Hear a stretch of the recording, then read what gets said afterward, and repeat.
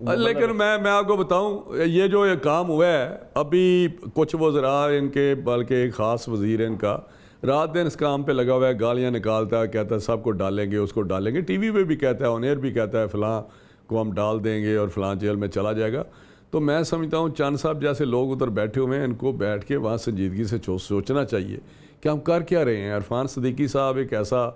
ایسی شخصیت ہے جس کے جو یہ کہتے ہیں کہ جی اس میں شاید کوئی نئی اوپننگ ہو، کوئی پازیٹیو بات آگے چلے، جس طرح بھی چاند صاحب نے کہا شاید اس میں کوئی روشنی کی کرن پھوٹے، تو وہ تو روشنی کرن ہم اسی کے لیے تو جدوجہد کر رہے ہیں ہم کہ کوئی روشنی کی کرن پھوٹے اور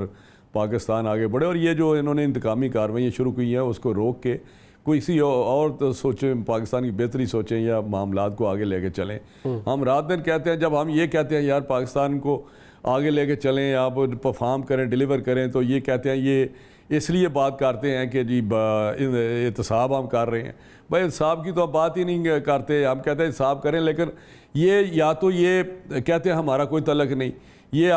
یا تو اپنے منہ پہ وہ آٹے والی بات ہے کہ وہ کسی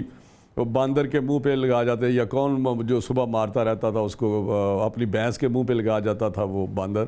تو وہ اس کا بھینس کا مالک اس کو مارنا شروع کر دیا۔ یہ امریکہ میں واشنگٹن میں جو بات کی ہے کہ شاہد خاقان کہتا ہے مجھے جیل ڈالو، میں نے جیل میں ڈال دیا، یہ ساری باتیں آپ کے سامنے ہیں۔ عرفان صدیقی صاحب کو جو مجھے سمجھ آ رہی ہے کہ صرف ان کی قلم کی سزا دی گئی ہے، جو یہ تحریر لکھتے ہیں یا جو پوائنٹ آؤٹ کرتے ہیں چیزیں جو اس وقت ہیں یا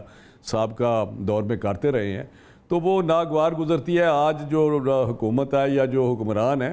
وہ اتنے فاشسٹ ان کے رویے ہیں کہ وہ برداشت نہیں کوئی چیز کر رہے۔ تو میرا خیال ہے اب صدیقی صاحب کی جو گرفتاری ہوئی یا ایک دو جو پیچھے بھی ہوئی ہیں، انہوں نے ڈسکریڈٹ کر دیا ہے سارے احتساب کو۔